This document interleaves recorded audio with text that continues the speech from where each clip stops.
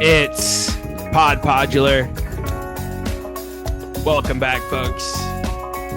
It is Thursday, July 9th. This is episode 87, and we are coming fresh off another 5-night run through the great state of Colorado.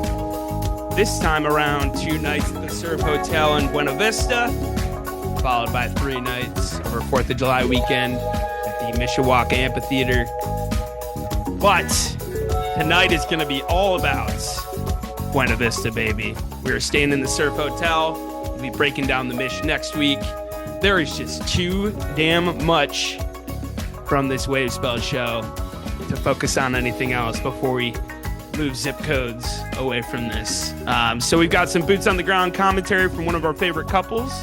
We'll bring them in here in a second. But time to bring in my co-host, Mr. Scotty Fuller from the beach. How we doing, my man? From the beach. We here, baby. We here. Let's go, Nate. This is becoming one of my favorite annual events where I get to check in from a little different location. I mean, I couldn't have drawn it out better this year. I found out when that tour announcement got announced. I did the math and I was like, oh my God, I'm gonna be reviewing a show that I was at the beach. Mm-hmm. Yep. Couldn't be more pumped to talk about tonight. Love it. Yes, sir. But before we get into it, got a couple of friends with us. Actually, the first ever couple that we've had on here. Joining us from Denver, Colorado tonight, we've got Jared Mack and Lauren Smith. Thank you guys so much for joining us today. Welcome, guys. Absolutely. Thanks so much for having us. Honored to be here. We couldn't be more excited to talk through this, and especially with having these shows in our backyard. You know, this is just something special for us, and can't wait to dive into it. But man, and what an honor to have be the first couple on the show. So once again, can't say enough. Thank you guys so much for what all you guys do, and this show is so special not only for the community, but I know that potentially the band tunes in every now and then as well. So once again, just can't be more happy to be here. Just love all around. Oh man, yeah. You're the first couple on screen. We've had Ashley DeWatta and DJ McNice. We've had the Pearls separately, but you guys are the first that are joining us together. So what a cool milestone. Jared, you were to my left, and Lauren was in front of me for the Wave Spell night. And so as I was thinking about guests yesterday, I was like, there they are. That's a perfect idea. So thank you guys again. We're pumped to have you. Thank you. Yeah, thank you guys. Yeah, but before we get into the show, let's talk about you two a little bit. Obviously, you're joining us from Colorado, but if you hear your accents, you know that these people are not from Colorado proper. So tell us a little bit about yourselves, where you guys grew up, what you guys were into growing up music-wise and everything like that. And give us a little intro of yourselves. Yeah, for sure. And Lauren, by all means, if you want to go first, or I can go first, whichever you would want. I guess ladies first. Yeah, ladies first. Go ahead, baby. Repping Mississippi, house down always. Hey. MISSISSIPPI, heart and soul. No matter where we go, and representing our fam always from there. That's where we actually met. Funny story. He saw my third eye pine cone. He was wearing one too. And if you're from Mississippi, not many people are in the scene. So real recognized real, saw me across the room. Hey, Miss Ma'am. Hey, Mister. And it's been over with since then. We've been together about 9 years. That's a good number. Yeah, the best number. But yeah, I couldn't ask for a better partner. He introduced me to so many beautiful people. I've seen every single tribe show with him, but my first 2. Nice. Yeah. Yeah, you had to get that pine cone somewhere, right? Yeah. That's right. Yeah. But yeah, I started off from day one. Tribe has just been my heart and soul. Tried to see them years before I was able to. But what's your first show? My first show was actually at Electric Forest 2016. That was the year they did 2 sets. It was my birthday weekend. Got an extra cable set. Oh my gosh. Oh, I was so blissed out. Truly. I got a cousin on this beach trip that skipped that axe set because he didn't know what it was. Oh, what a mess, man. He was there, Scotty? Yeah, he was there, and he was like, acoustic. I don't want acoustic sound tribe. I was like, you're stupid, dude. That's tough. That's tough. That was the first year in like 8 years I didn't go to Forest.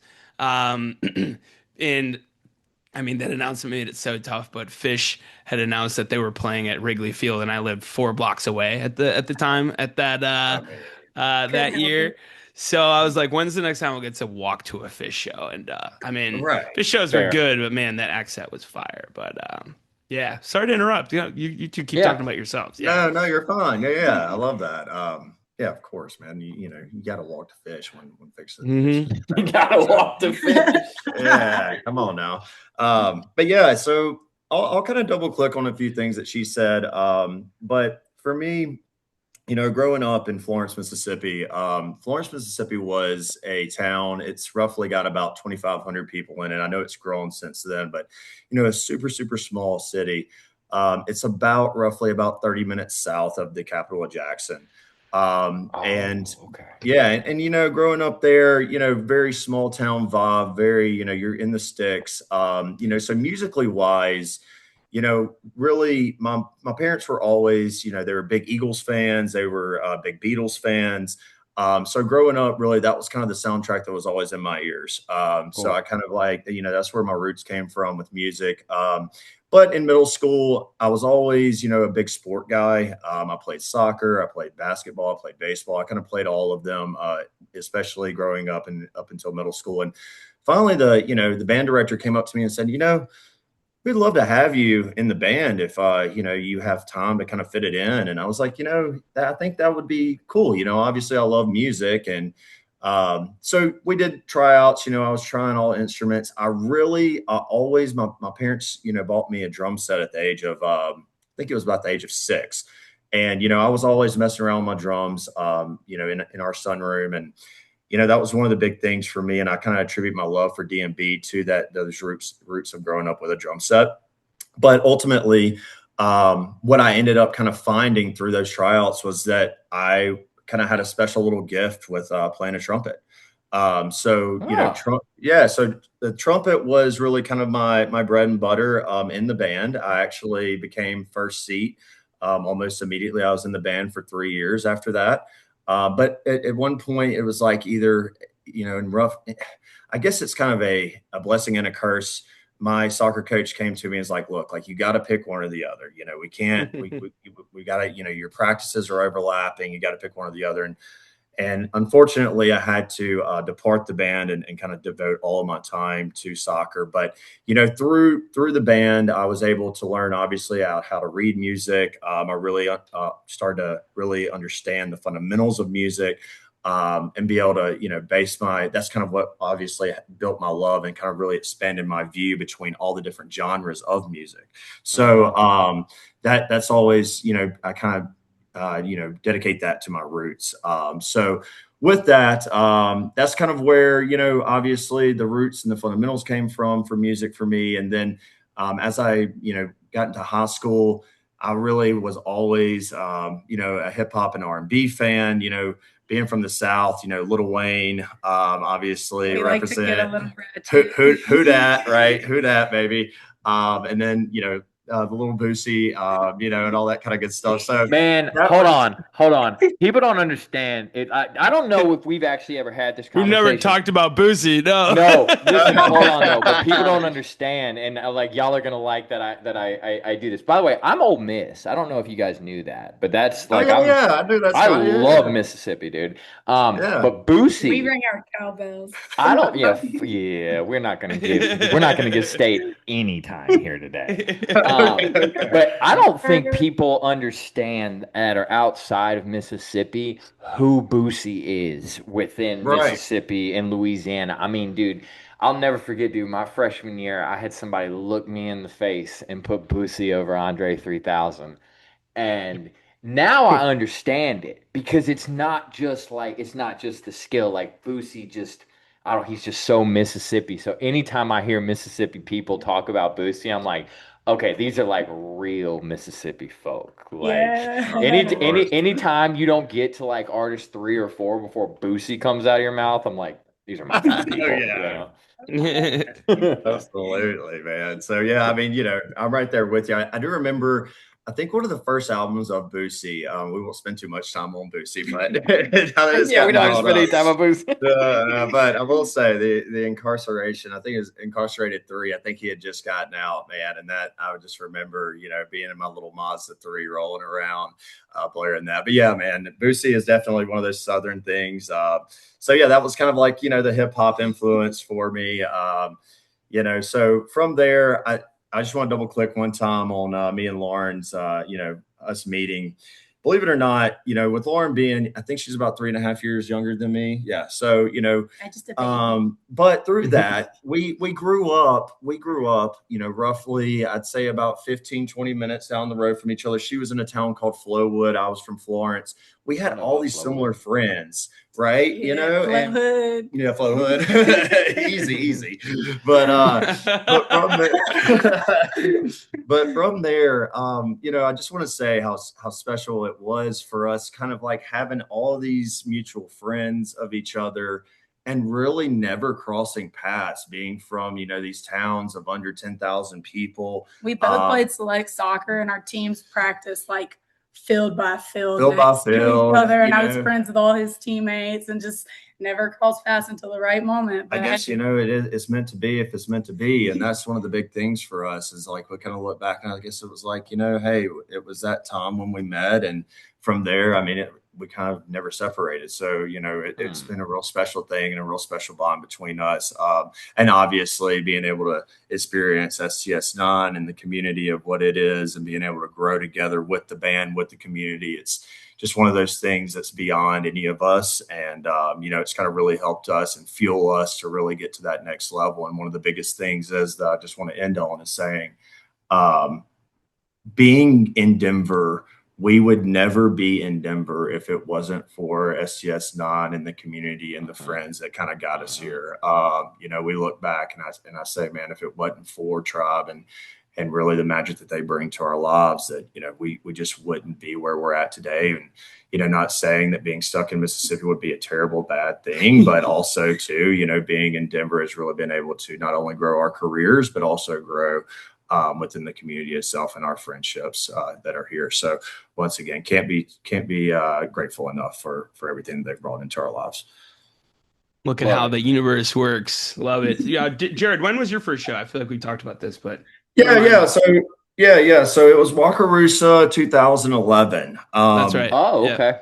Yeah, and he's on the same schedule as you and me, Scotty. Honestly. Yeah, he is. I wouldn't at Waka, but we're all 2010, 2011 babies. Yeah, 2010, 2011. Yep. And I mean, that was one of the big things for me is I do remember getting invited. It was my, I guess it was my freshman year in college. I got invited to Wakarusa through a couple of friends, and I was like, hey, I think that'd be a lot of fun. I was looking at the lineup, kind of doing my own research, because I'll just be completely honest with you guys. Before Wakarusa, I didn't really know much about Tribe. I didn't know much about everybody that was on that lineup. But at the end of the day, I was like, hey, this seems like a really cool vibe. Like, it was in Arkansas. We were in Starkville, Mississippi. It was like a pretty short drive for us. So I was like, yeah, like, let's send it. That'd be fun. Little did I know, I get there and I just remember stumbling up, it was right before Tribe started, and we had some neighbors that were like, hey, you ever heard of STS9? And I was like, yeah, like I'd listened to some music of my own research before we came here. But one of the biggest things was that obviously I'd never seen them live, and I was like, I got to go check it out. And they were like, yeah, come on, man. So we ended up going down there. And one of the things was back then, I just remember they had that intro. You guys remember the intro days, the Galactic right? Zoom. Yeah, and that was one of the big things. I was like, holy shit, like, what are we getting into right now? And I remember it being so mind-blowing and kind of like one of those things to where it's like, I don't really know what's about to happen, what's about to occur. But next thing I know, I'm losing my mind and I'm dancing and I'm just having such the best time with everybody around, and the vibe was so good. It was on main stage. And then I remember the second set was under the tent. Remember those tent burners. I mean, those were absolutely unbelievable. And I ended up going to Wakarusa for the next, I guess it was the last year was 2015. So I went every year after that. And I hopped on Tribe Tour a little shortly after that. I mean, I know one of my favorite tours of Tribe was one of my first favorite tours of jumping on Tribe was that Tribe Ump tour. And 2013. 2013. I remember, that was kind of like really, I think I hit 4 different shows back to back during that tour. And I just remember the way that Tribe and Umphreys was taking turns opening up for each other was really special. And still this day, I'm an Umphreys fan. They just, I've got to dedicate some time. I got to pick one band to dedicate my time and money to. And that's just really, that's Tribe, obviously. So. Yeah. So, and if I may, real quick, that Wakarusa 2011. I'm not gonna read all the artists because fuck me, there's so many artists on here. But just the headliner names before it gets real small: My Morning Jacket, Ben Harper, Thievery Corporation, STS9, Umphreys, Voldemort. You fucking look it up if you want to see who that is. Michael Franti and Spearhead, Mumford & Sons, Sharon Jones, and Dap Kings, rest in peace. If you ever caught a Sharon Jones show, dude, those were so fucking fun. So good. So much fun, man. Grace Potter, the Nocturnals, Toots and the Mai Tais, Ghostland Observatory, Mod Selector, Spangle, and Ozomotley. Like, yeah, dude. If you're not in the scene after that one, this just isn't for you. Thankful for you, that's for sure, man. And I mean, that's the big thing. And not to really talk shit on any kind of the the lineups this day and time, because there is some good ones, but ultimately the diversity and the talent that were on some of those early Waka days, man, it's just like I just, I wish I could just get into a time machine and go back. Yeah, man, that was the Renaissance era. I mean, we're still, we're a lot of bands are still making a lot of money based on the name that they made for themselves during that time. For sure. 2013, the year I went was the Black Crowes, Widespread Panic. Umphreys, STS9, Snoop Dogg. They had. What was that fucking? Who's the DJ that had that huge, crazy visual? You know what I'm talking about? That was the craziest thing I've ever seen in my life. What's that fucking? Was it Amon Tobin? Fungus Among Us? Oh, Amon Tobin. Amon Tobin. Holy shit, dude. What a set! Oh my god! That was crazy. I sat in a lawn chair and did not stand up the entire time. Man, the feet propped up. Yeah, sir. If we had a fucking time machine to go back and do all that again together, that would be fucking something else. Oh, man, amazing. Yeah, I'd do it in a heartbeat. And one thing too, Scotty, you just mentioned, it was what was the hip hop name that you just mentioned? Snoop Dogg. It was Snoop Dogg. Yeah. Snoop Lion. One of my favorite sets I've ever seen. I think it was Snoop Lion. Yeah, it was Snoop Lion at the time, but goddamn, did he play a lot of Snoop Dogg songs, bro? He did. I remember turning to Kate and being like, "Yo, Snoop Dogg has so many fucking hits, dude. Like, hits, generational hits, bro. He's everywhere now too, man. The way that he is just, he's popping up everywhere. But actually, a funny story. He was actually my first quote unquote concert. He came to Mississippi. He was in Jackson, and there used to be the Miller Lite Crawfish Bowl. I was 15 years old, and just to give you a little bit of an idea of kind of what was going down at the Miller Lite Crawfish Bowl was. I know what was going down. I think we got a pretty good idea. For 5 years. Please tell us. There was 30-foot long tables set up, and you had rows at the Miller Lite Crawfish Bowl. It was at the fairgrounds in Jackson. And I just remember Snoop Dogg coming out. Obviously, I was a Snoop Dogg fan at the time, but I was 15 years old, and I was like, look, I don't know if I can walk up to the beer tent and get a beer, but hey, we're in Mississippi, and little did you know, it was like, hey, they wasn't checking IDs or anything. And I just remember they were just giving out just Miller Lights. And I think we were paying $1.50 for a Miller Lite at the time. So, I mean, lo and behold, had one of the best times. So that was once again kind of some of my music, roots was having that first concert with Snoop Dogg at a Crawfish Bowl in Mississippi. So there you go. Yeah. Well, clearly we could spend all the time in the world in the South because if Nate is outnumbered with his Midwestern ass tonight. But we are here to talk about Buena Vista, Colorado. That's right. Ladies Yeah. and gentlemen. Yeah. So Let's Surf Hotel. take us there, Lauren and Yes, Jared, sir. because I mean, this place in pictures it looks like. I mean, I was excited for you guys about it, but like, man, it just looks like a different fucking world. Yeah, and I'll kind of open up, Lauren. I definitely want you to get in, and I'm one of those. I don't want to talk over Lauren too much. I'm a big guy. He could talk all day. I'm a big guy about talking all day, right? So I'll open this up for you guys. One of the big things about Buena Vista is ever since we moved here about 2.5 years ago, it has been one of our favorite, mountain cities. And Really cool. Yeah, and it really has been. And just to give you, even though it's like a 2.5 hour drive from us living here in Littleton, right outside of Denver, I will say that there's been so many days, like it'll be a Saturday or a Sunday, to where me and Lauren would be sitting here and, we'll wake up 8 or 9 o'clock in the morning. And we're like, hey, what do we want to do today? And we're going to get outside. We're going to get outside and we're going to see some good views. And what do? We jump in the car and we just end up driving down to Buena Vista. And, next thing you know, we're out there. There's a spot called Twin Lakes, and we love to go out there. It's about 15 love minutes Twin out. Lakes. That's me. Yeah. It's one of our favorite spots, dude. Let's get a cabin and go fucking chill out there. Please, man. The camping spots, right? All about it, dude. I love Twin Lakes. Yeah. That place is awesome. And that was one of my big things, it was like, man, this is like kind of it's one of our day trip spots. It's one of our favorite spots in Colorado. I knew it was going to be special, but believe it or not, we had driven through Buena Vista so many times and never really taken that side route road. Right? Yeah. Yeah, take that right that really takes you into what I would say, quote unquote, what we were driving through was downtown, but that's really your bread and butter for your downtown area, right? Where Surf Hotel is and everything. And I was like, I don't really know where this place is, where Surf Hotel is. But one of the beautiful things about it was, as soon as we started driving up, is, a couple of friends had told us about, hey, Surf Hotel is very special. It has a very intimate, vibe to it.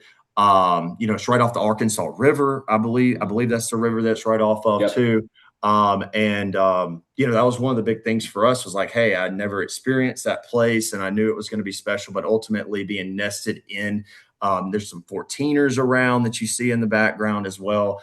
I was like, this is going to be absolutely one of the most special, show runs that we've ever been a part of. And sure enough, it did not disappoint. And Lauren, if you have anything to add, once again, don't let me take it away from you.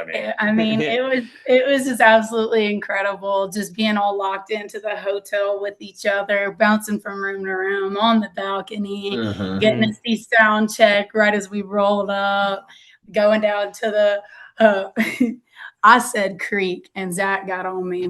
The river. Yeah, she was talking to Zach one night. That was hilarious. Like, yeah, we went and popped down to the creek, and he was like, "Girl, that is a creek." Tomato. If you're from the south, it's the creek. That's a fucking river. You're like, yeah, I'm from Mississippi. We got that river. Man, so from my perspective, the thing that I was expecting y'all to say, this hotel feels like it was plucked out of New Orleans. Oh, and dropped in Buena Vista, dude. Yeah, it's a chateau. That was the first thing I thought before I even walked into it. Is like, okay, this is something you would see on like St. Charles Street. Absolutely. Definitely. I think we said similar walking up to it. And being from Mississippi, New Orleans was like our second home. We'd go down there every weekend. It feels very reminiscent of that place. And so like you pull in, just trying to paint a picture for people that weren't there. And just picture kind of like you're like a town center, but in the center is a fenced in yard with a stage on it. And then the hotel faces the stage. The balconies on the said hotel are only accessible if you had a room there, and you but the balcony itself is connected on all four sides. So once you're in the room, you kind of have like a gang balcony situation going with everyone else that has a room on that floor. And my two thoughts I had immediately. One, we need to fucking get back here for a wave spell camp hotel elsewhere type thing. Because you could block out the part on the right where you like pull in, and that could just be a Sound Tribe playground. Sell the rooms as packages for the event. Have 3 nights of Sound Tribe on the lawn. Set up another stage facing out to the river, just like they did at Wave Spell, and have the back room where they had the actual Wave Spell shows be like late night Wave Spell shows, just like they were then. I mean, and it felt like they felt that. I do not think Agree. this is the last time that we're going to see the Surf Hotel. I don't. Oh no. And he even said it. He was like, should we come back? Yeah, we should. And Run it usually back, when they run it back. let me say something. Thank fucking God, because the Yeah. fucking FOMO is real. God damn it. Hey, Yeah, I listen, man. I can tell y'all, dude, this is going to be the first place that my son sees an STS9 show. I guarantee. yeah. it. Oh yes, Because absolutely. If you've got a kid and you are like, and you know people in this community, I cannot picture a more safe environment for my son than on that balcony. And there were so many kids there. There were so many kids. BP and Bodie were there. Shout out Bodie, dude. That kid is growing up. Shout out, He is Bodie. such a good time, dude. Like Bodie's He is. legitimately the best time at a show, or just we were hanging out dancing before. down on the balcony. No, dude, that kid gets down. But like, yeah, dude, like that. I promise that's where you're gonna see my son at his first STS9 show, because it's worry free. He can run around all four fucking Yes. sides of that balcony and be fine. And when he wears out, guess what?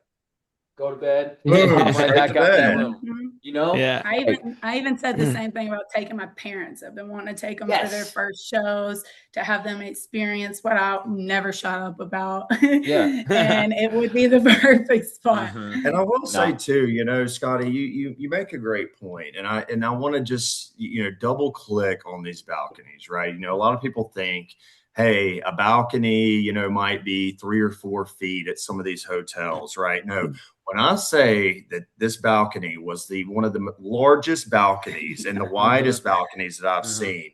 You can walk out of your room and you've got 15 feet between you and the rail. And then, like you were saying, how it wrapped all the way around. And let's not forget, once again, the Southern coming out in me, I love a good rocking chair. And there were rocking chairs just lined the entire way, and I'm like, look, these late night hangs, even during the show, if you needed to sit down, you wanted to bop back and forth between the show and going back up to your room in the balcony. It was something so special and really, like you were saying, plucked out for something like the Tribe community and really being able to enjoy it to the fullest, man. And I mean, once again, being able to have access back and forth to your room. I forgot about the reentry part. That was unbelievable. It was just so great. And the staff was just amazing. Yeah. So sweet to everyone, taking care of us. And let's also not forget too, how great was the restaurant that was downstairs? Guys, everything was top notch, dude. It was just amazing. I can't believe I'd never heard of this place. When you walk around the lobby, Nate, you see a lot of like 2020 concert posters, and and you get it. Like I don't know this, but I know this. They fucking put the little dividers between each. Like they made the balcony individuals. They sold rooms, and that's how they did it. They performed on the stage with people purchasing those rooms and watching them from their balcony in like a socially distanced manner. And like I was even thinking about that, like, oh my God, can you imagine coming here during COVID? It would have been the best time ever. I love that. Absolutely. I thought it seemed. I saw a lot of people's videos of sound check too. That's another cool thing about like staying right there and being able to check that out during the day.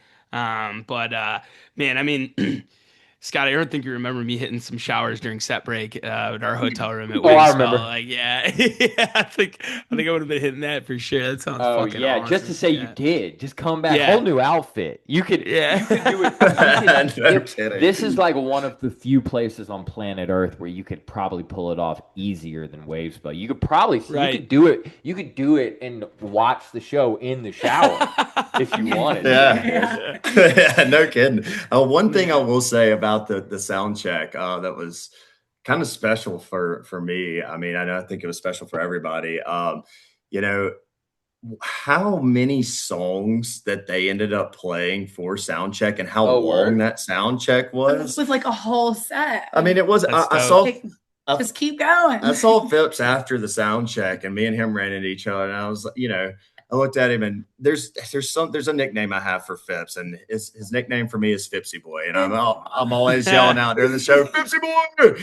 But one of the big things was I saw Phipps, and I was like, Fipsy Boy, what's good? And we were kind of chatting it up a little bit, and I just had to give him a little bit of shit, and I told him, I said, well, Phipps, I mean, did y'all get the sound right, or did y'all get the sound right? I mean, because y'all just played like such a long sound check, and he just kind of laughed. He's like, look, man, we had to give y'all something special. So And boy did that. Oh, that's cool. So they did it because they knew people were watching. That's awesome. Really cool. Yeah, Because of course they exactly. were. It's right there. You can't. It's not like you couldn't have charged for a sound check. That'd have been fucking insane. Right. So I know they played Beat Goes On. I caught that in a video. Yeah, Do you remember what else on. you guys caught? Man. All right. So help me here, Lauren. All right. So it was Beat Goes On. They ended up, they did a lot of, here was the thing about it too. I felt like they were sound checking a lot for the Wave Spell show. There was a lot of like improv that was going on. Sure. I'm trying to remember any of like the actual name songs. I do have a couple of videos. The Beat Goes On though was really stuck in my head for the rest of the 5 nights. So incredible. Let's see, what else did they do? We didn't end up getting that for the next 5 nights. I know. I was sad. That was such a special treat for the sound. I'm glad you saw it. Yeah. Scotty, do you remember? Did you catch any of it? No. I wasn't there for that night. I wasn't there. Okay. We were like running in. We pulled up right when it was starting, left the bags in the car. I'm like sprinting, get out the way, jumping up to the rail. Let's go. Yeah. Absolutely. No better way to set the vibe for the weekend than some unexpected improv from STS9. But let's get into the show, right? Okay. Yeah, absolutely. Yeah. Night 1. So start off with a super cluster, and that's cool. First time since 2023 at Secret Dreams, so almost 3 years ago. Wow. Before that, it had been 5 years, so it has been really the second one in like 8 years. This fucking shit gives me fucking goosebumps, dude. I agree. I think this is like the strongest interlude type intro in their catalog. I like this better than Musical Story. Yes, I like this better than Galactic Zoom. There's something about that voice when it's like STS9 has touched down from their longest journey today. You're like, yeah, they have, dude. Gear coming down, gear down. Yeah, straight to the moon. This seemed like them opening the second set of 2026, right? Because we've seen a little bit of a hiatus since the last shows, right? So this seemed like a proper kickoff to what's going to be an epic second half of the year for the band. So really cool to see. And then into a Presence of Light, which I mean, I'm sure the sun was still out, right? I'm sure this was paired pretty well with the surroundings. Oh yeah. And that was the thing too. I mean, I think when I told Lauren, I looked at Lauren, and once again, you can't get too mad at me, but I looked at Lauren and I said, hey baby, I'm going to go up to the balcony, and I'm going to really just kind of get a good look at all the surroundings. And let me paint this picture for everybody. I said, go ahead. I'm going to be right here in front of the band. Laura was there, and I was like, look, maybe I'll try to make it back down. But one of the things with, the sun still being out, and I'm sure you guys had saw some videos of it, but if you looked behind the stage, you had not only a picturesque view of a mountain range, but if you look to the right, as you were on the balcony, it was what I want to say it's Mount. It's one of the Ivy League schools. It's Princeton. Yeah, I think it's Mount Princeton that you see there to your right, and that's one of the 14ers, I believe, if I'm not wrong. But that was there, and the sun was starting to set behind it, and the Presence of Light was just starting to get jammed out. And I just remember thinking, like, what better way to experience Sound Tribe in Buena Vista in the mountains than to have the Presence of Light playing as the sun's starting to go down. So that was one of the biggest things for me. And it was really starting to set that mood and that vibe. And we all know how they are with really being able to put nature into a sound form. And that's where they control it half the day. Like they're doing something magical. And that's one of the biggest things for me is like, a lot of their songs, it's hard to be able to sometimes capture in words or even in music form what nature really is, because it's just such a special place that we live here. And we're so blessed to be on earth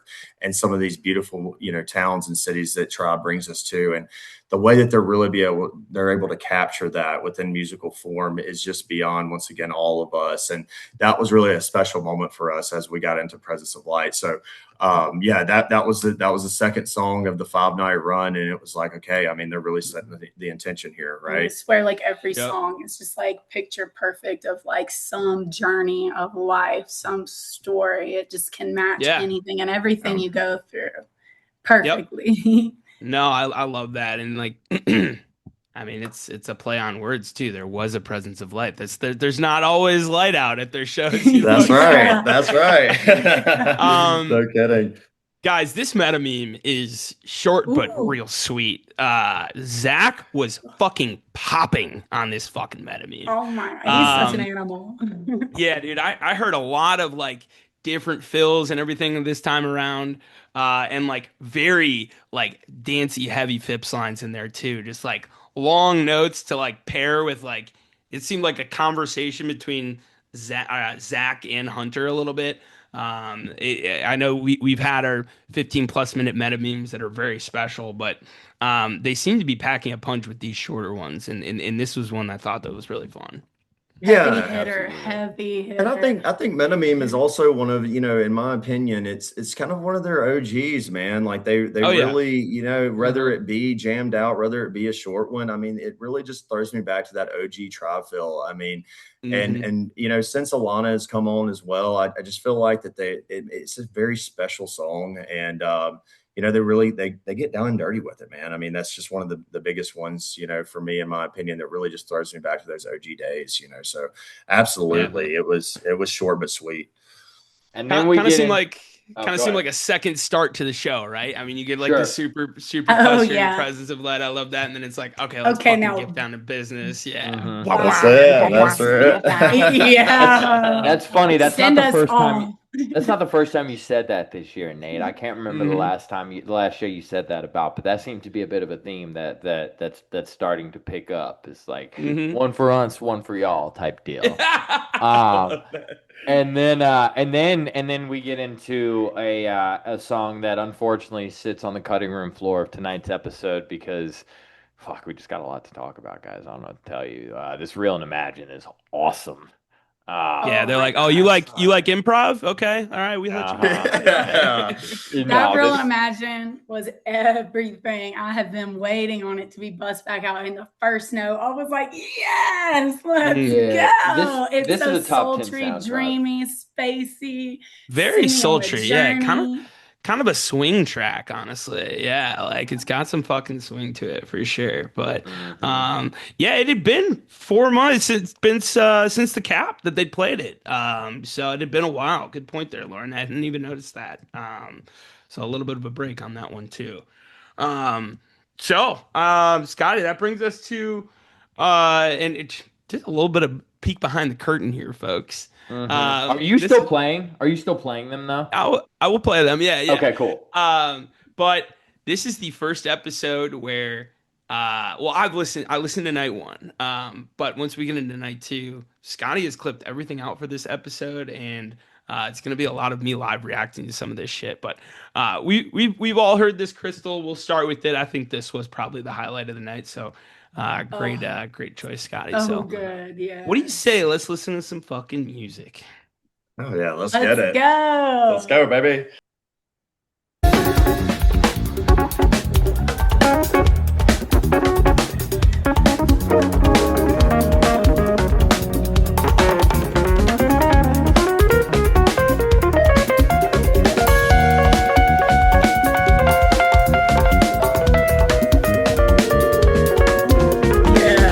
boy.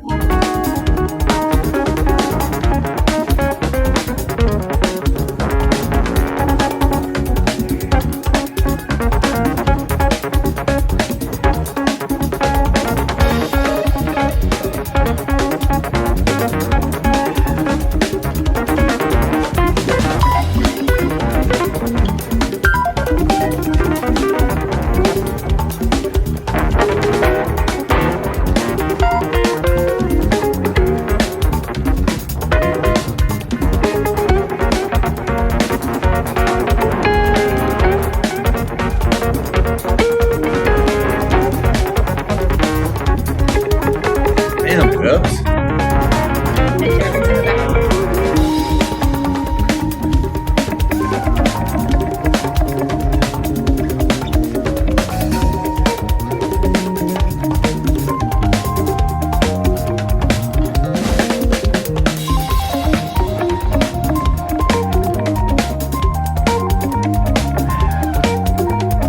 God damn. Yeah.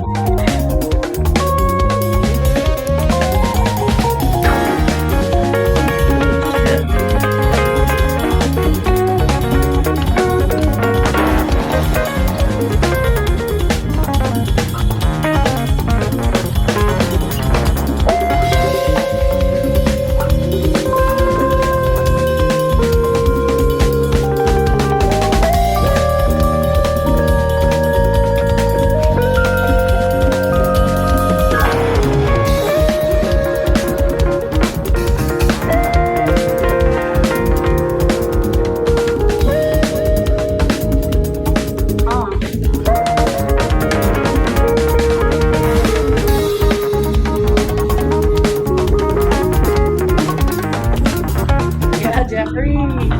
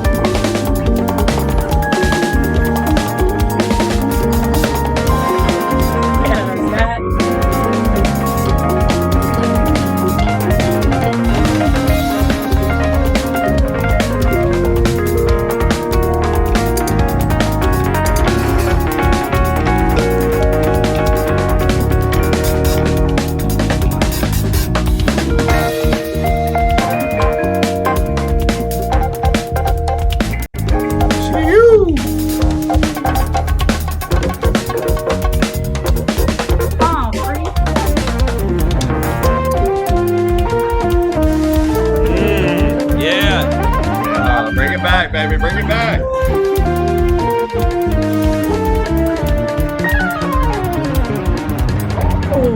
Good boy.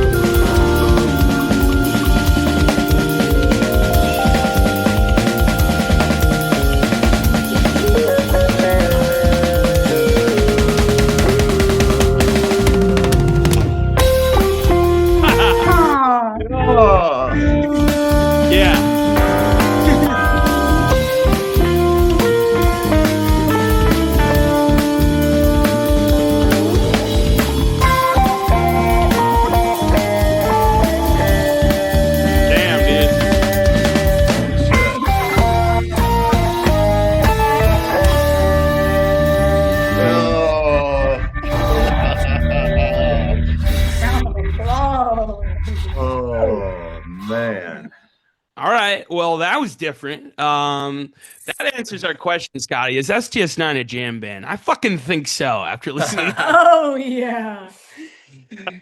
Holy cow. Scotty, you're Nobody on jams mute. You're harder. on mute, boy. Come on. My bad. Tonight they are.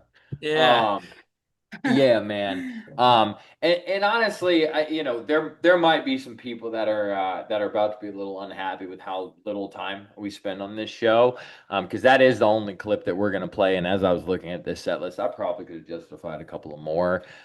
It's just the wave spell is a lot to talk about, and It so is. It is. this was the one that we felt was the standout. You could have talked about mash of all mashes. You could have talked Yeah. about locally.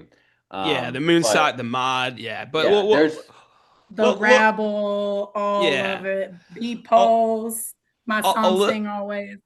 Yeah, a little bit on what I'm noticing here with this Chris, I'm sure everybody's noticing is like that's a different take on the bringing back the melody, like where yeah. like Zach super in the background where they like did it twice, where like it's like a chilled out like bringing back the instead of just kind of like the big like build up to it, but hmm then I agree. getting it again at the end is like it's just like it like they kind of tease you with it, right? And then like you're like, okay, fucking yeah, we're gonna get the real fucking breakdown here. But Dude, I um love when they tease me. everybody, all five of them on this shit can get it, dude. Fucking Yeah. I think we got it. Obviously, Fipsy Boy first, dude. He plays a lot of notes here. Zach picking up right where he left off on that meta meme. Just fucking sizzling. Yeah. Dude, Jeffrey Jeffrey's just in the back. in the goddamn pocket. Not too much Jeffrey here, just the perfect fucking amount. And like That's Alana, it. That's good. Alana's galloping, and like Hunter's just having a really good fucking time. He's along for the ride here, but Man. fuck, man. So Locked locked in, in. making them faces, everything. Because I thought the one from Austin was really good. And like Was. this one is a completely different take on it for sure. So I mean Man. it's just so refreshing to hear them playing the same songs in different ways, so close to each other. Mhm. You can That's tell right.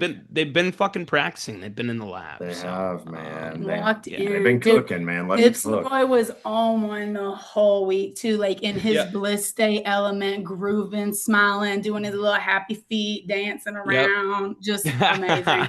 We love it. And then we get a Yeah. we get a real something in the wild here, Ooh. which first one since Ooh. Fort Collins, right? So That's right. we started the show with it. Fucking awesome. I know it's one of your favorites, Lauren.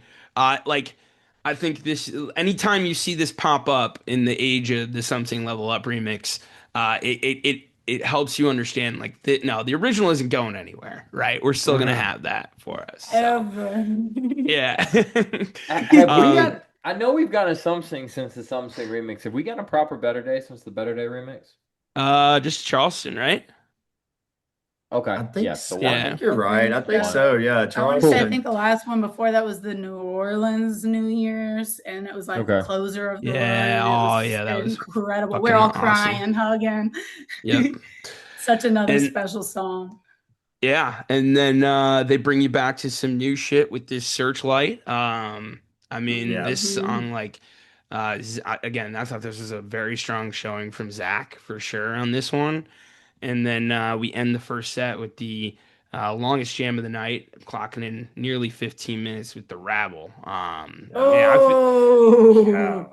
I every feel like time. I feel like the Mm. Rabble and ABCs right now are having a real moment for capturing longest jam of the night and really getting into a good drum and bass section here. But Yeah, they do. Yeah. yeah, they're both about in between 14 and 15 minutes every time. You can count on it almost with the new all neon section here in the Rabble. Um, uh, really well balanced for a set, man. Again, you get the Bliss to open the cool fucking interlude. You get the drum and bass and meta meme and the old school shit. You get the Artifact B sides with the Real and Imagined. You get a Homeless song here with Uh-huh. the Crystal Instrument. Yeah. Back Mm. to pure Artifact Artifact with Something, Searchlight, Chromolite, Come on. and then another Homeless song with the Rabble here. It really, really cool balance here in the first Yeah. set. Yeah. Very diverse, man. I mean, just perfection all the way over. What can we ask for to open up this, especially the 5-night run, being in Buena Vista with the 2 nights? I mean, it's just like, hey, like, let's really set the vibe. Let's set the mood. Let's get the fam in the right mindset. And man, they delivered. I was like, yo, it's a 5-night run. Chill. Actually, don't ever chill. Don't ever chill. But whoa, what a start. I like that. I like that because I noticed that too, Nate. I mean, you really they continued this theme throughout the weekend, obviously with the exception of Wave Spell, which was just improv, but like pulling from every sector, pun intended, of the catalog. I think that's when they're at their best, man. I know there's a group of fans that would love to see nothing but old school shit, but I really think the old school shit shines brighter when it is paired in between the current vibes that they are creating with. Making a whole journey of it. Of course. Yeah. And the diversity. Just a really nice preview of kind of things to come. I will at least read the second set. Yeah. Set 2, who can be mad at a We'll Meet in Our Dreams opener? Beautiful. It's dark at this point. I'm sure you can hear that river ever so slightly in the background. And absolutely, you can. This just feels just an extra melody to it all. Yeah. There's a lot of river background that happens this weekend. Then you got a Better Day remix. Speaking of, into B Pulse. What a really cool moment, man! I really enjoyed listening to that on the way up here. The first time we see, go ahead, Lauren. You had something about Better Day. About Better Day. Yeah. It's just such a special song. If you know any of my story, probably I think it was 3.5 years ago, I went through this whole medical issue. It was really scary. Didn't know if I was gonna make it through, and the whole time before my surgery, I was just Better Day on repeat. Went into my surgery and I was like, yo, I heard that if I asked y'all would play music for me as you're putting me under. And they were like, will do, sister. What song do you want to hear? And I said, Better Day, STS9, Soundtribe Sector 9, my favorite band. They changed my life. They mean the whole world to me. So all the doctors start playing the song, and simultaneously, every single doctor in the room circled around me, put their hands on me, and started tearing up and asked me to repeat the band's name because it was the most beautiful song they had ever heard. And I was like, please, follow them, listen to them. They changed my life. And then I went under, made it out. My nephew went through cancer, and I played that song over him through every major surgery. He loves it too. It just meant the world to me. And then now this new remix after all that, it's everything.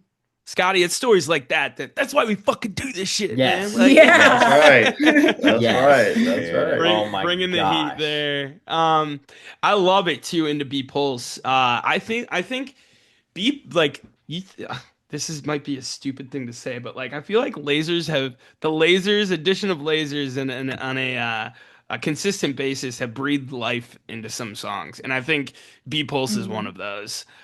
For sure. You just get a fucking canopy of blue and purple over you, and that just takes you to another place with that one. Yeah. I don't know if there's an STS song that matters for placement more than B Pulse. I agree. I think this is a weird placement, honestly, for it. It is. But it was perfect. I kind of like it. I think it's better than an encore. Yeah, I agree with you, Scotty. They've been encoring with it a lot, and it's what are we doing here? Kind of but I really like this here in the kind of the middle part of the top of the second set. I wasn't expected, but that's what they do. They catch you off guard and just blow your mind. Well, I will say this too, Nate, and I really feel you on this, is that it felt like, a lot of the, we look at the past 5, even 10 years, B Pulse has always been one of those songs that have been placed kind of near the end, if not an encore, right? We kind of, when you heard it coming, it was kind of predictable. One of the big things for me, and this kind of goes back to the evolution of the band, is the way that they have been building these set lists. And I think you said it earlier, Nate, was like we've had a Psalm Sing opener. I mean, guys, like, there's things like and then B Pulse, like kind of in the middle or the beginning of a set. Don't say nothing about my song. And it's not saying that that's a negative thing. It's just saying like as we've been doing this for so many years. 10 or 15 years. I know. Like, yeah, we kind of had these predictions and we kind of see kind of where things might be placed. But these days, it's kind of like, hey, man, you don't really know where things are going to land. And when you do get that, it's kind of like, hey, I didn't know that this was going to be coming, but damn, this kind of fits really well right now. Once again, just the evolution of the band and where we're really going, and as a community and as a band, we continue to be blown, our socks are being blown off. So. Yeah, I think novelty matters more than ever for people like us, for the dorks that are like, oh yeah, like for the heads. I prefer nerds, Scotty. Sure, dorks. But I'll take it. Whatever. We're all in it together. So yeah. I agree. I mean, I think with B Pulse, I mean, it's not a bad song. It's just. It's never the one. It's a beautiful fucking song. Yeah, but it's never the one you're necessarily looking for. And so to put it on Back of a Better Day remix, it feels fresh. It feels like a gentle descension to earth. And honestly, I can't looking at this. I can't think of a better place to put it.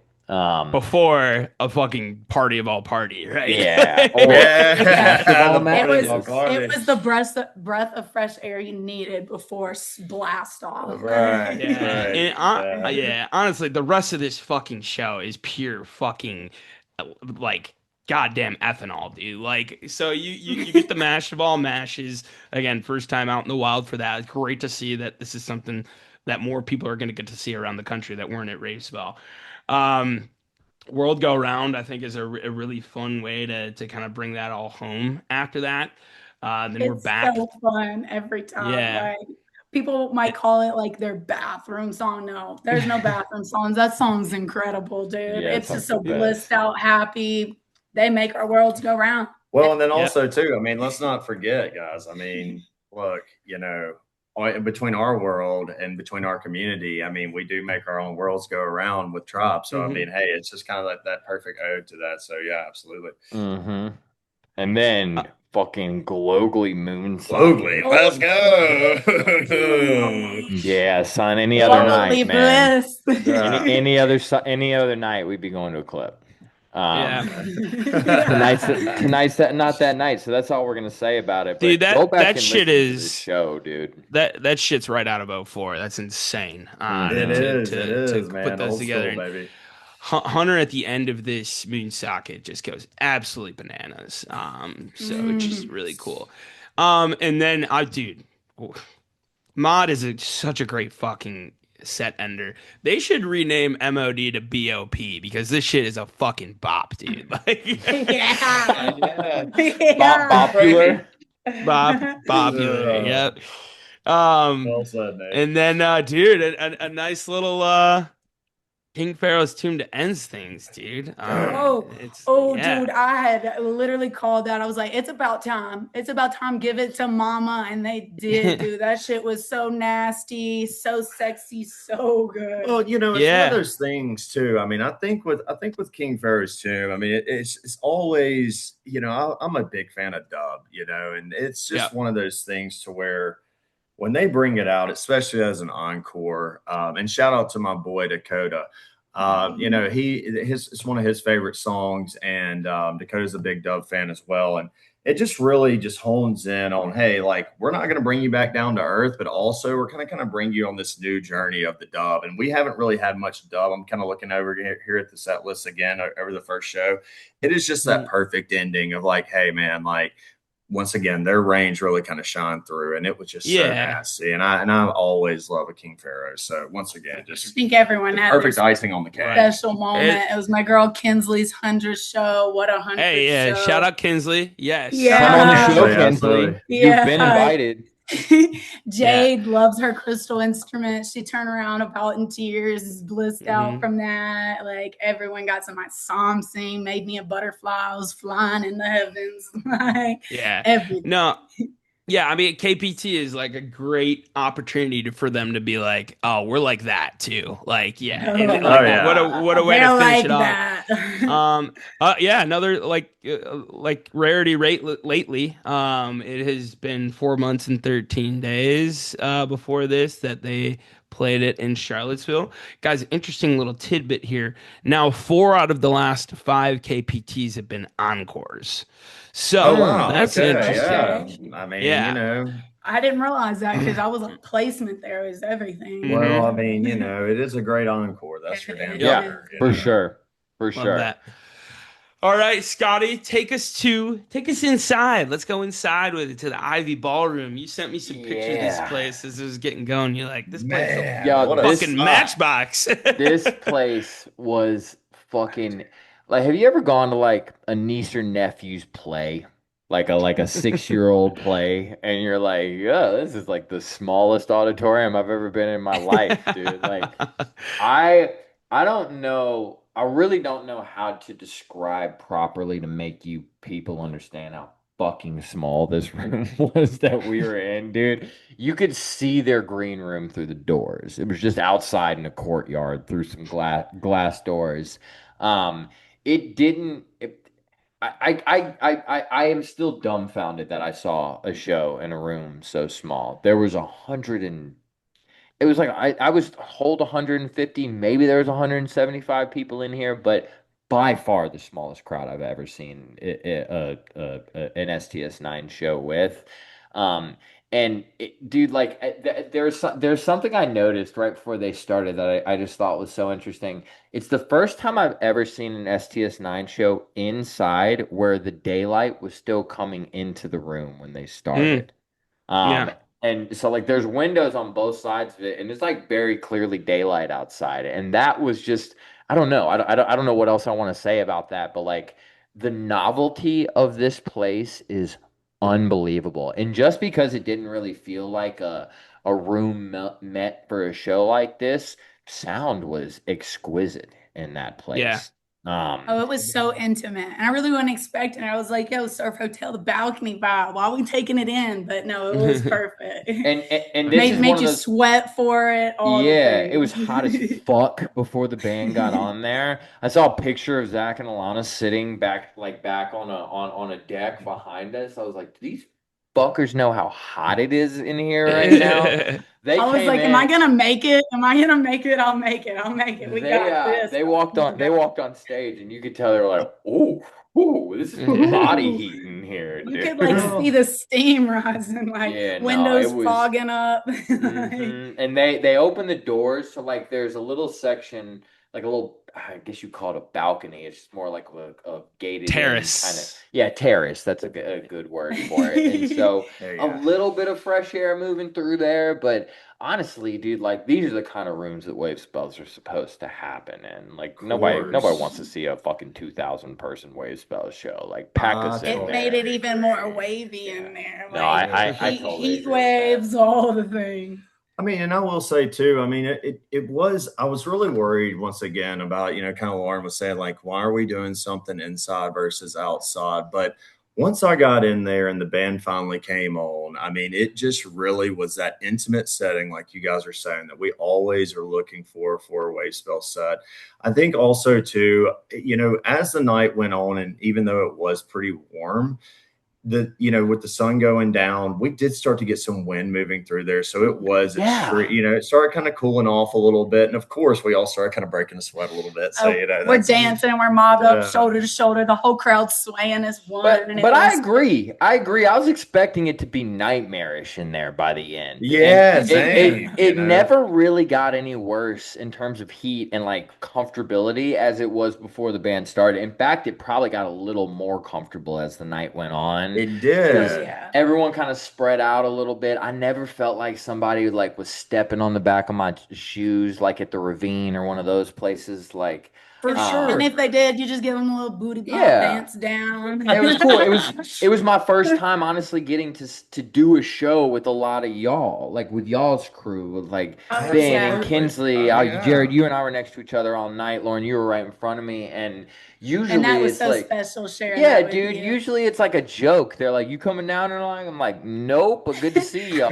Like, to me. And everybody no was balcony like, for you, yeah. No balcony, for you, motherfucker. yeah. You're hanging out with us tonight, dude. And I used to be like a hang in the back. I want to see the full picture, the lights and all. But like the more I see them, the more I'm like, no, I'm posted up front and center, so I can see all their faces, see them riffing off each other, like just feel the vibe. Like we're bouncing eye contact. It's just incredible. Well, yeah, and I feel like to double click on that, I think one of the special things for me and also with Lauren over the past, I would say it'd probably be since the pandemic. That first show back at the pandemic at Red Rocks, it was one of those things to where the closer that we've been able to get and really been able to interact, and I hope that a lot of people, I know a lot of people don't get to experience this, but I know that some people have, and I believe Nate and Scotty, you have been able to experience this, and a lot of our friends, our close friends, have been able to experience this, is being able to really have those interactions with the band, with each member. Sometimes being able to lock eyes and really being able to be like, you're feeling it, I'm feeling it, and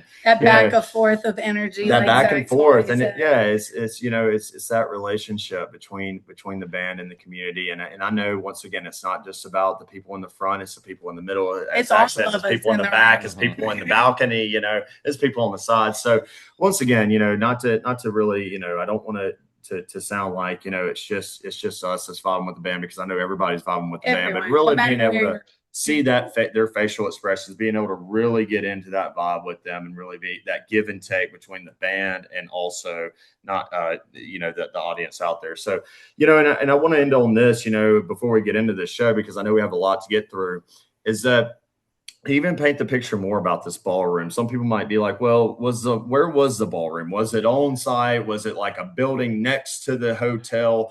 No. Like this was a ballroom that was on the first floor of the hotel.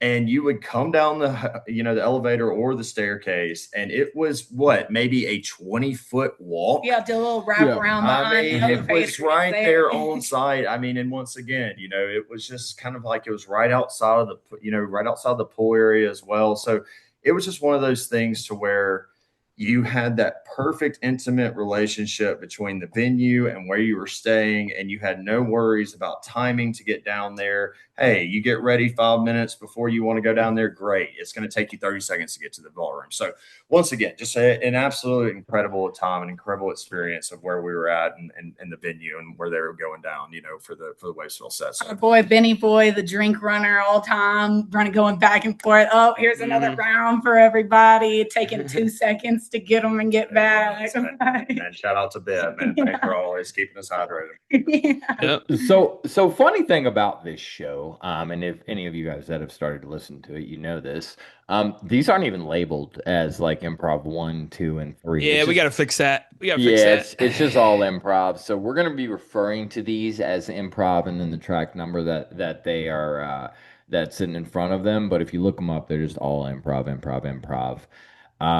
So let's get into it. Let's listen to some music. Let's go. This first one is improv number 2. We're just going to hit play on it because it's a little bit of a shorter one, but man, every second of this one is worth listening to back. Is this the one that we're playing all of, or is 3 the one we're playing all of? Because improv 2 is You're right. My bad. 9:46. You're right. Yep. My bad. 3:15 to end. Yep. All right. Let's fucking do it.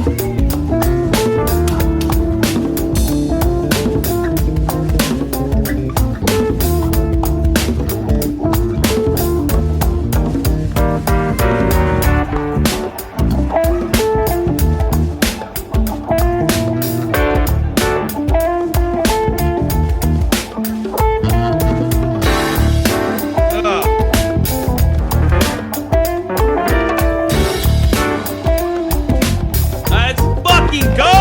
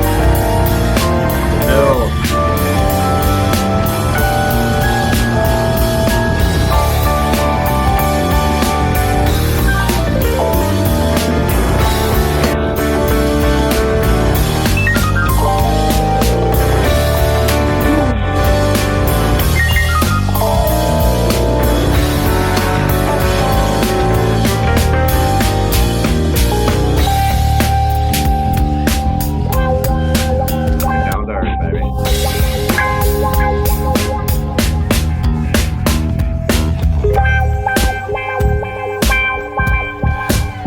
Honor.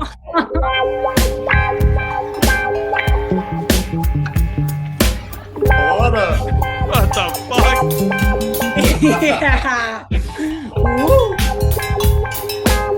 The fuck out of here, son.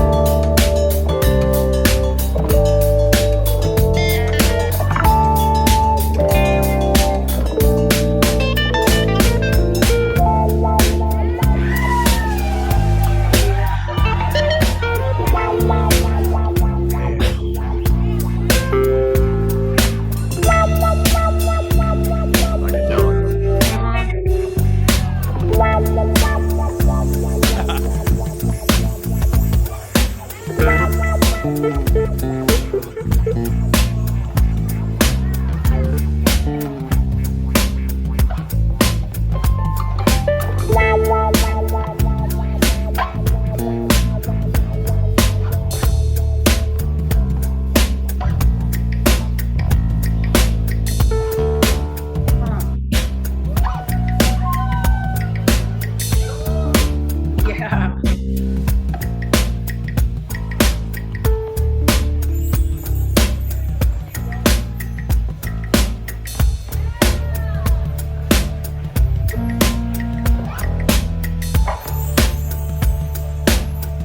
So smooth.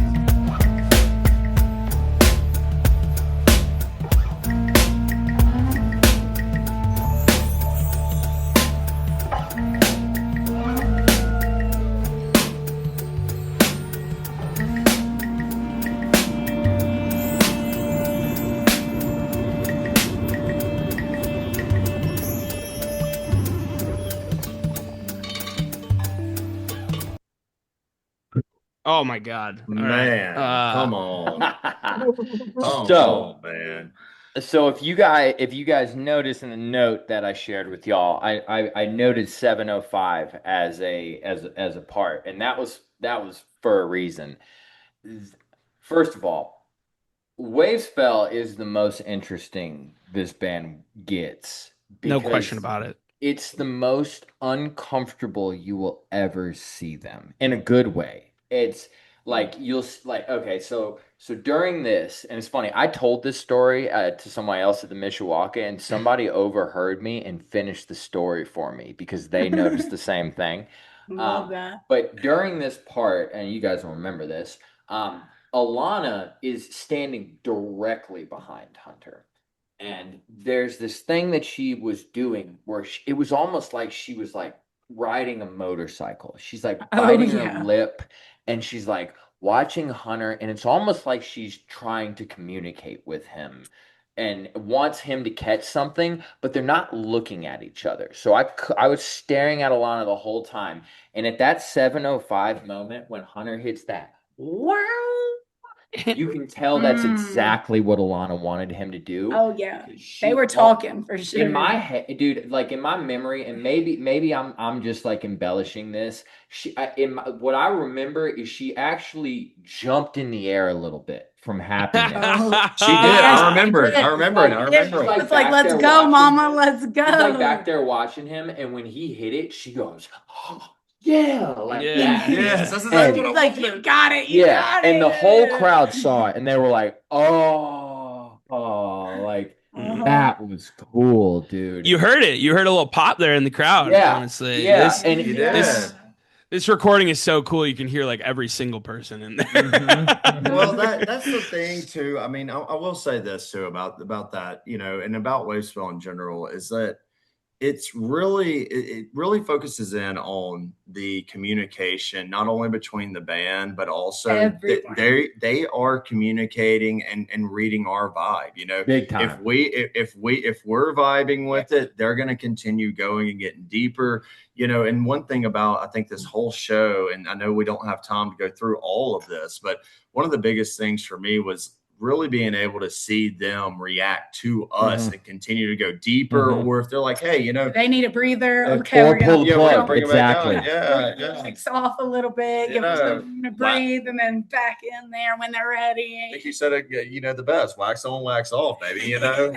Hell yeah.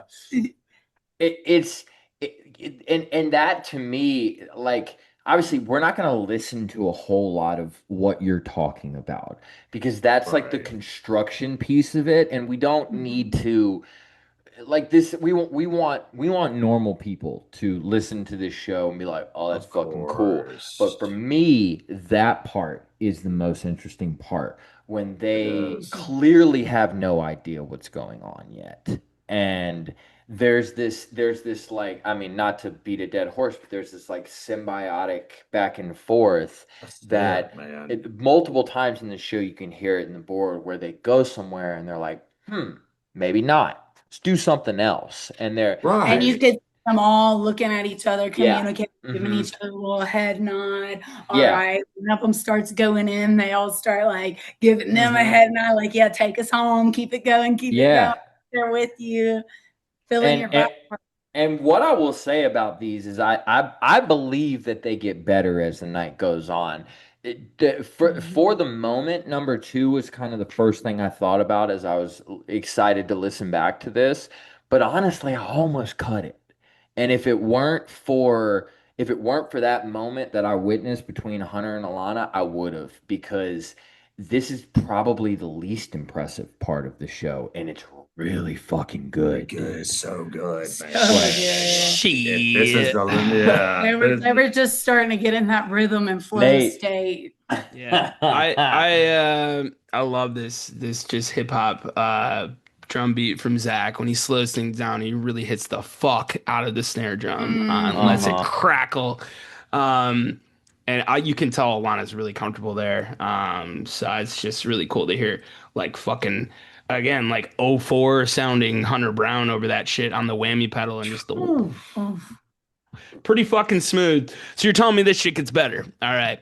Hey, better and better and number better. 3, bro. Ain't a whole lot of clipping to do on number 3. We're just gonna start from the top.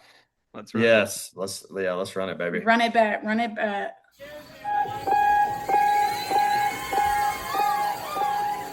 Just nasty out the gate. Oh, you can hear me. I go, I'm scared. Yes. We were all like, Scotty. let's go.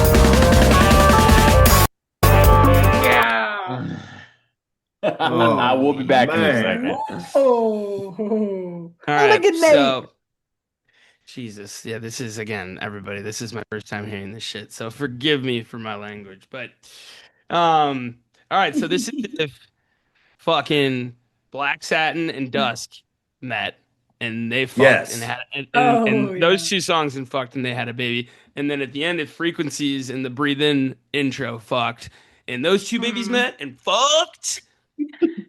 This is the product of Babies baby on babies fucking on right here. babies. The product of baby fucking right here. Yes. Yeah, absolutely. So they should call this shit Pineapple Express. That's what they should call it. It was like they pulled it out and stamped you in the head, bro. Damn, dude. Oh.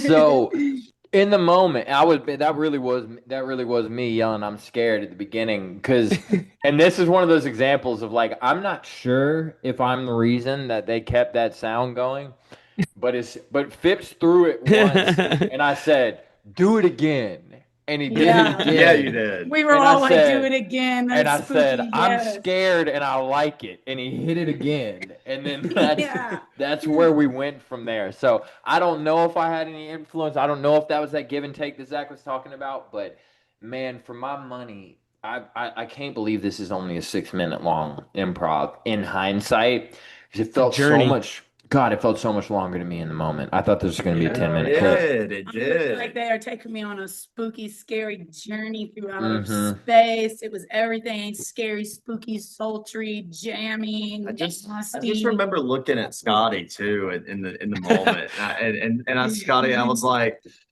you might need to hold me. I'm having chill bumps right now because this shit is just getting so spooky. But man, I was just loving the spook, man. I mean, it It was was like just so take me good. to that dark place. Like, ooh, especially with Please. this. Like, I love it when he's pretty and everything blissful, but man, that was something. Yeah, that shit was so good, man. And Alana slap him with it.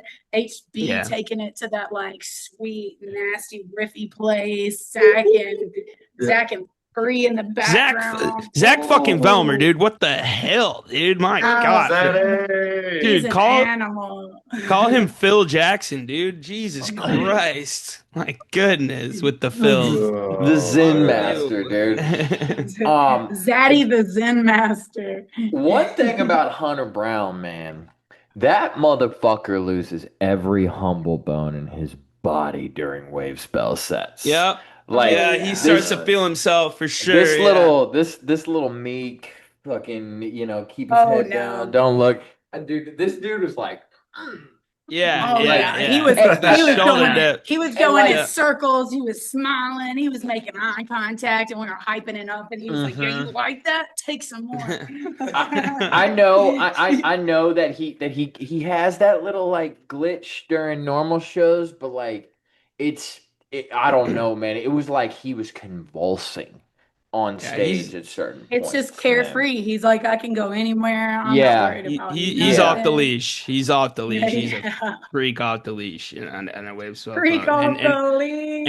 and fucking, I'm gonna assume no laptop in front of him on this performance, or did he have a laptop? I don't remember. That adds another element to a lot of these wave spell shows when he doesn't, and like you can like get full frontal Hunter Brown, like without a table in front of him. That's something I love too. So yeah, and I think too. I mean, I don't think, to your point, Nate. I don't think he was playing any samples during this. I mean, I think it was just pure Hunter Brown riffing, on that guitar, man. I mean, yep. And that's one thing that's just so special about it. And one thing too, we all love a good OG, just Sound Tribe show, but I think with Wave Spell, it just brings out a different, vibe for them, and especially it shows their talent in such a different light. Oh and you can just see how they vibe with each other and just how tapped into each other they are. Like, I brought a a close friend of mine to the Summit show who is not a Sound Tribe fan, and she came just because I was in Denver to hang out. And she told me, she was like, I didn't know they could play their instruments like this. And it's like, yeah, come on, You man. learn today. You'll learn Yeah. today, baby. Yeah. And I think I think it's a really cool thing to point out that in certain eras of Murph, I think this is possible. But I think in the era that the three of us, Jared, me, and Nate, came in, I don't think that this could have happened. I didn't think they'd be capable of it. No. Yeah. I don't think the Yeah, rapport, I like, I agree. don't think the rapport was there. I don't think, like, when you watch these Wave Spell shows, you see friendship.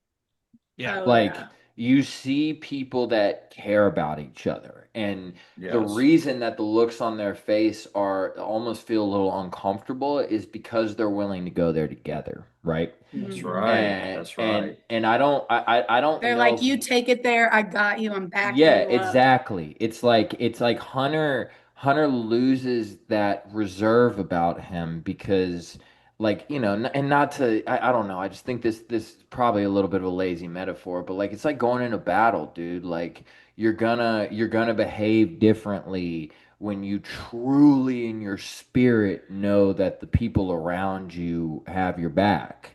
And Mhm. this is just, it is comfort in the discomfort. It's safety in the unsafe. I don't know, man. I kept having thoughts like that all night, where it's like none of them would probably do this in a less familiar setting, but like the friendship and the camaraderie and the comfortability that they have outside of these settings allows them to be so uncomfortable in front of us and make something come out of nothing every single time. And Yeah. him just Yep. knowing that, like, it's the fam here that love us more than anything. Yeah. Like, whatever Yeah. we do, they got us too. Yeah, they Mhm. got us, Yeah. and we got them. And that's the thing. I think, another thing about that, going back to, when we all started this is that, yes, were they having fun? Were they really, playing some of their best music, of course, but they've gone to this new level, and the evolution of this band really speaks to a lot of like what they really have between all of them, and they just are such a genuine relationship between all of them. And then also too, I think they really feel us leveling up with them and growing with Mhm. them. And that's one of the most beautiful things I think about the relationship between us and the band and the community is that, hey, we're going to continue growing. They're going to continue growing. And it's just such a beautiful thing. And it's beyond any of us. And once again, you can totally see it and hear it in this music. So They lose it's- their egos, we Yeah. lose our egos. We're all just here in a love bubble cloud, supporting each other, blissing, vibing out. Alana brought that femininity and like just care and support to them, like leveled up their Yeah. vibe.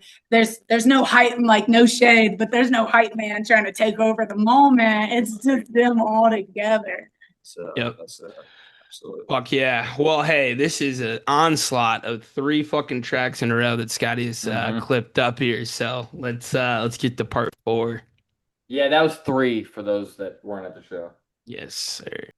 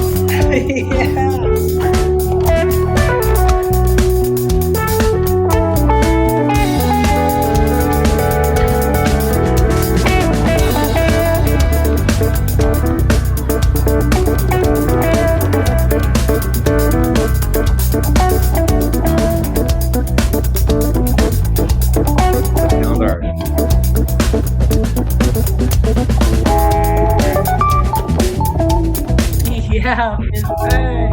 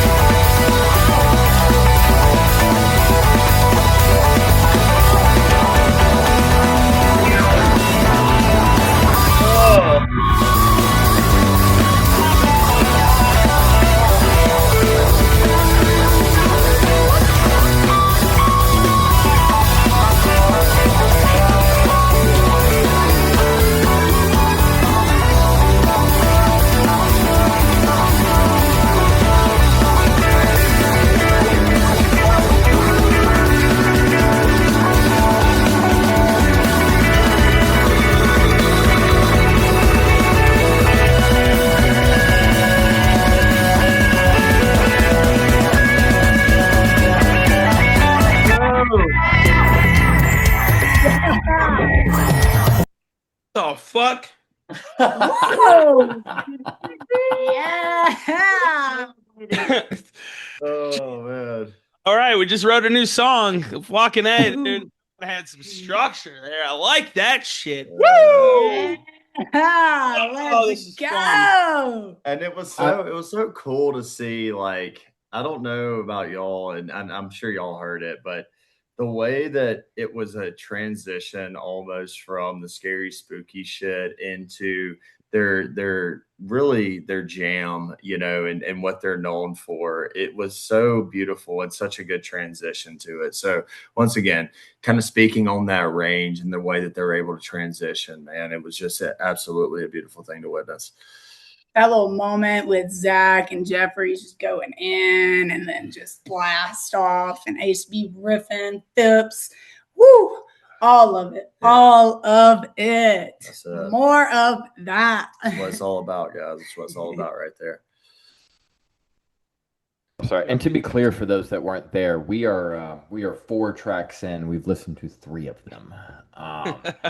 Nate said the word earlier, onslaught, dude. Yeah. This felt like a full frontal attack on my psyche. Yeah. And just the kind of in those first 2, while you said it, Nate, while really impressive, fun jams, I said this at the beginning, they feel like they get more thoughtful as they get on. And whereas we have something that felt like it could have popped up in the middle section of like a shock doctrine, like that second improv that we played, or a glass or something, glass or something like that. But now we have entered two improvs later, full song format potentially. My uncle got my. There's my boy. That's Uncle Matt. Say hi. But no, for real, like you get to the point where love you, brother.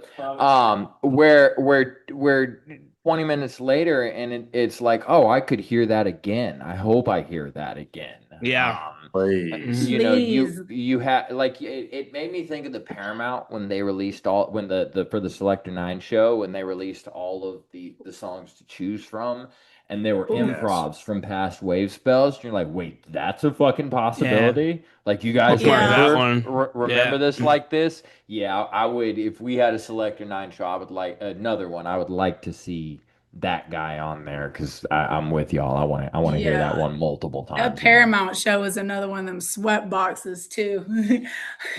I called it Santrop Sauna 9. Yeah. Fuck yeah. Well, that was one of the 12+ minute tracks on here. And the next one we get to is the 6th track, which stretched 12 minutes as well. So let's see what Scotty's got for us here.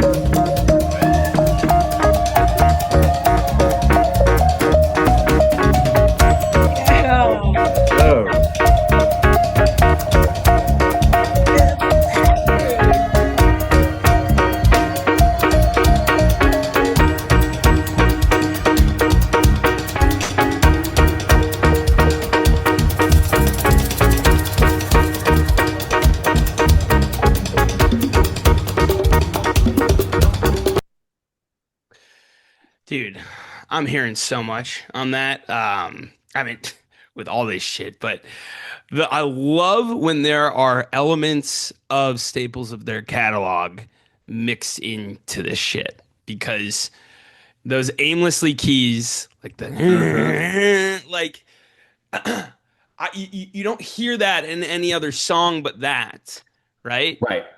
So like, one, it gives me hope that like, hey, one day maybe an aimlessly could fucking sound like this, right? Like, Well, but very true. Very it, true. it throws in a little bit of familiarity with the wonderfully uncertain, right? Wonderfully uncertain. Yeah. Love that. So again, like you've said so many times, Scotty, being comfortable with being uncomfortable, but like, being psyched about being not knowing what's coming next, and then getting a little taste of something that you remember is a really cool part of these as well. You get your biggest growth in times of uncertainty, and Mhm. uncomfortability. Absolutely. And I really want to say too, it's one of those things to where when they're doing these improvs and you do have those moments to where you're hearing something that's very, similar, but also so different. It's what's it makes it special, man. And that's one of the biggest things about this is like, yeah, we're in improv, but we're feeling this vibe and we're going to go down this alleyway and we're going to kind of, take this to a different level.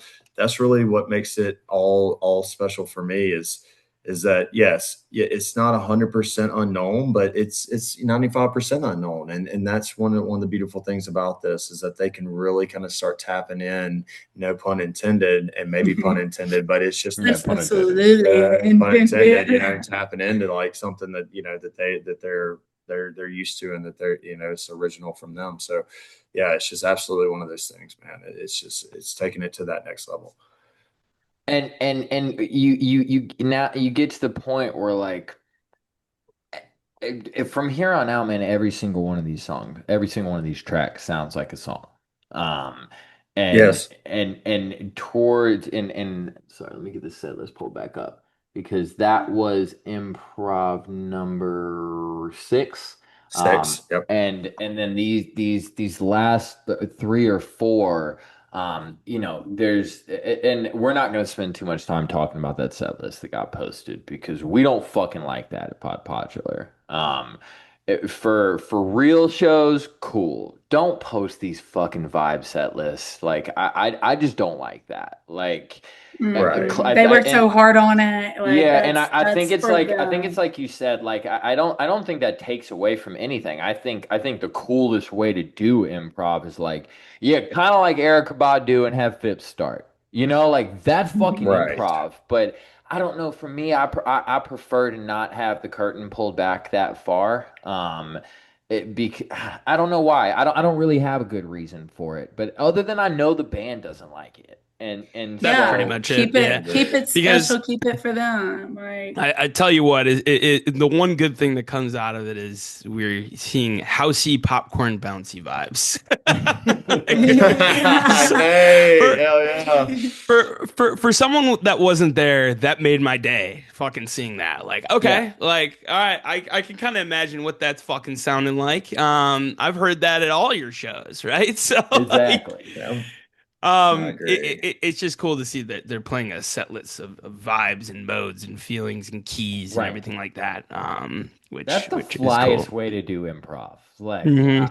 I don't know. I love that we know that that's how it goes, but I don't know. Stop posting set lists from these events. don't do it. If you're lucky enough to get one, keep it to yourself. Keep it. Yes. Just That's put it in your your pocket, that's dude. your that's Frame it your in your secret. house. That's your specialty. Yeah. Yeah, and Right. of course. I mean, it's just, and it goes back to like it is the secret of the range, and that's really what shows their talent, and we can all appreciate that here. Like just like Yep. the Red Rocks that got washed out and someone ended Yeah. up seeing the set list and posting it. Now we probably won't get that exact set ever again because that was a surprise. That was supposed to be Right. special. And even if it's already been played and you get one, Yep. we were there. Like you Yeah. you get it. That's your special treat. Everyone's gonna hear it. Yep. And speaking of range, there's one section or sector of this band that we haven't touched in these improvs yet, and we've got one more clip to play. So let's see what that is. Let's get into it, baby. Let's go. Oh. Can't wait.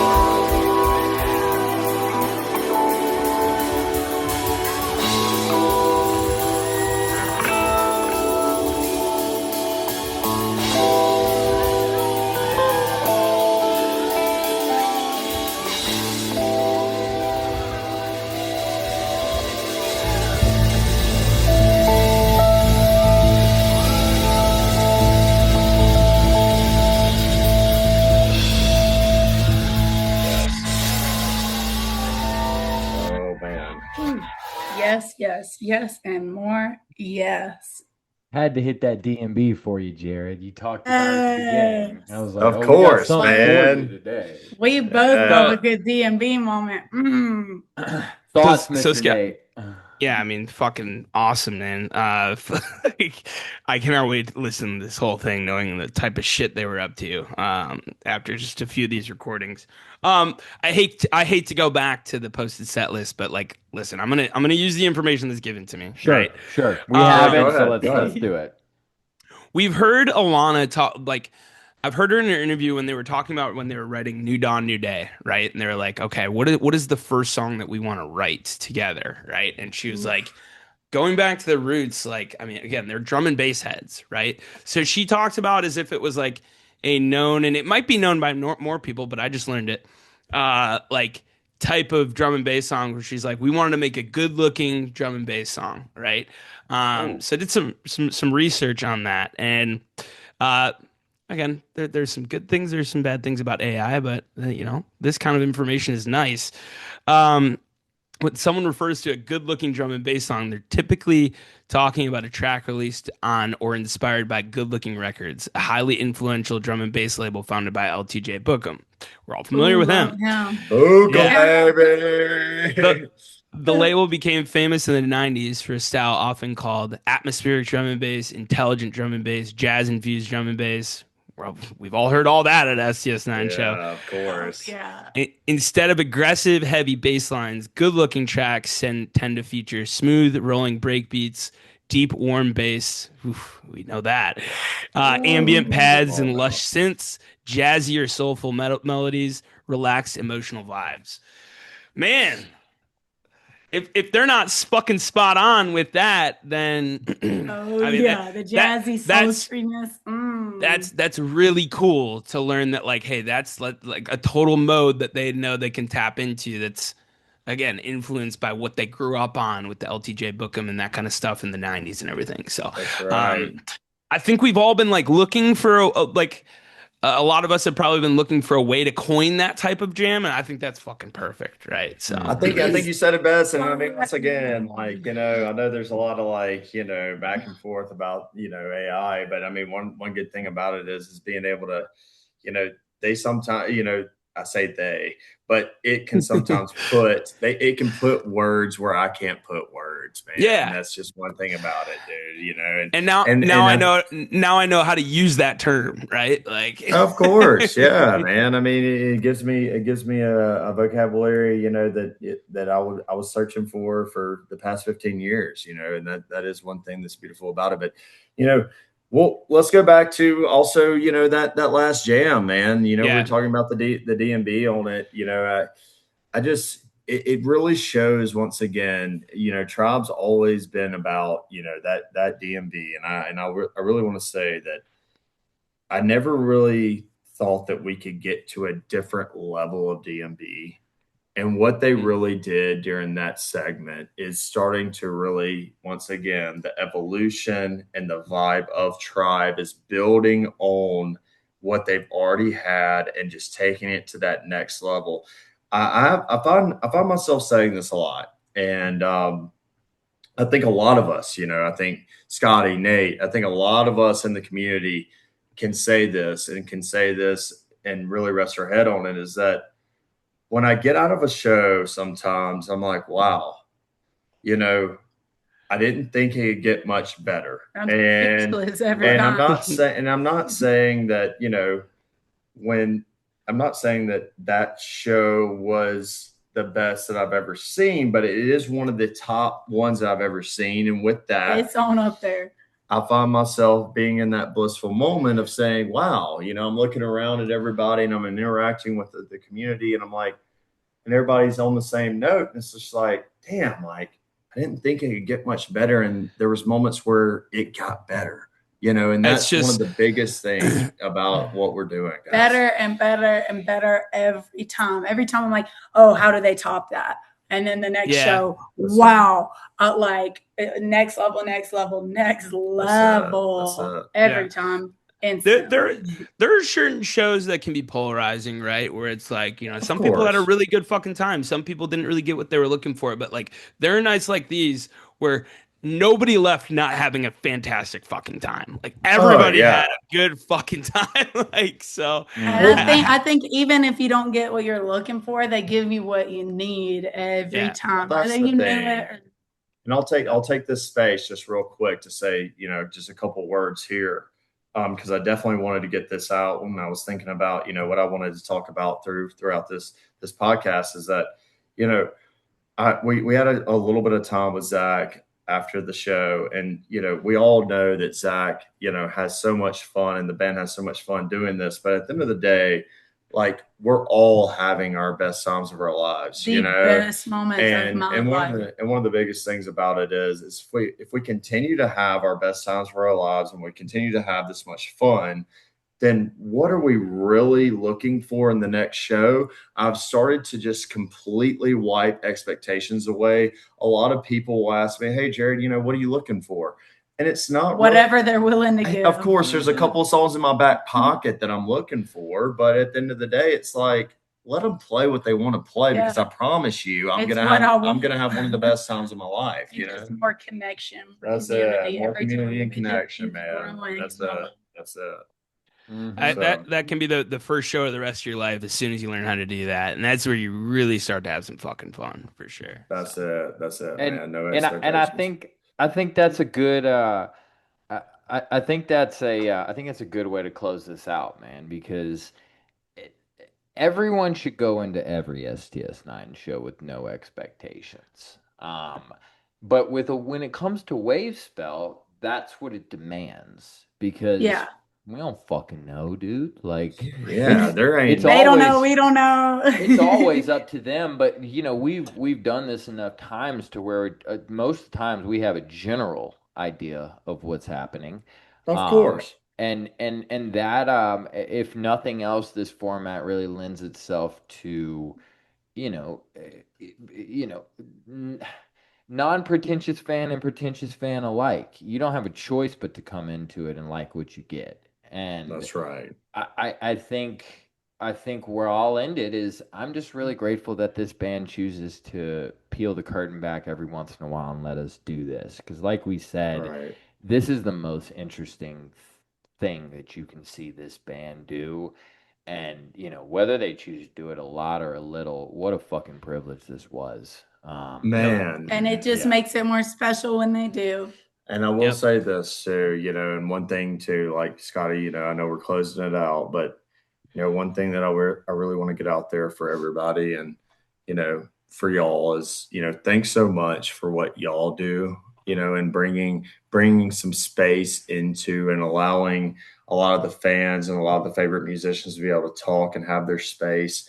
This is something that is absolutely beyond special. You guys are, you're not forced to do it. You're allowing us to have our space, and thank you so much for inviting us. But at the end of the day, this is one thing as we continue to evolve with the band, and involve with the community. We will continue to level up. And guys, we have such a bright future ahead of us. We're so blessed to be able to be in this time and space with each other.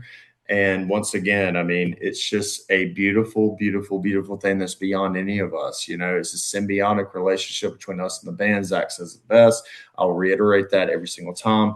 But thank y'all so, so, so, so much for everything. Yes, thank y'all. And I don't want to start crying with my little emotional cancer baby heart, but like truly, truly, this community, this band has changed my life for the best, giving me so much love and connection and beauty. And it's something I look so forward to every time. And just the joy and healing and the music medicine is everything. Damn, Man. this is too cute for YouTube. I don't know. Holy shit. I love you all. Love it. Thanks for God, being I my knew y'all were going to be family. good Man. at this, man. Yep. This was a lot of fun tonight. Thank y'all for joining us. It's This so was much excellent. fun with y'all. Thank you. Last piece of nerdery, a reminisce encore. Interesting, Yes. right? And then Oh. the last Wave Spell show, which I think is the only other Wave Spell show where they've encored with a song, was Love it. what was it? No, it was oh, I guess they did do Frequencies at Levitt. Yeah, so never mind. But think about the last one at Camp Elsewhere was Elsewhere, right? So Yeah. reminisce. There's a message behind that, right? Like you guys said, let's relish in the times. Let's reminisce about what's fucking going on right now, and bring that type of feeling to the here and now. Of course. Scotty, you got anything else? No, man, this is fun. This is exactly Man, as fun as I so thought it was much gonna be. fun. Everyone keep that feeling in your heart, Yeah. be in the here and now. Take it. Continue to spread love, show love, and share this music medicine with everyone. Take 'cause it day it's- to day. This feeling has to be shared in this world, guys. We're in Yep. a really kind of like crazy world right now. But hey, the best thing you can do is wake up every single day and just continue to share this medicine that's in your heart. So thank you guys so much. Yes, thank y'all. Thanks Thank for you, being our guys. friends and our family. Absolutely. Thank you so much for joining us, you guys. For a guy that wasn't there, you took me there spiritually as if I wasn't already. But thank you to everybody for watching, listening, whether you're watching on YouTube or listening on Apple Podcasts or Spotify. Throw us a like, throw us a subscribe, throw us a comment or review if you're feeling nice. We will be back next week to finish out recapping this 5-night run at the Mishawaka. But until then, have a great weekend, y'all. Peace. Much love. Blah, blah, blah, blah, blah, blah, blah, blah. Bye.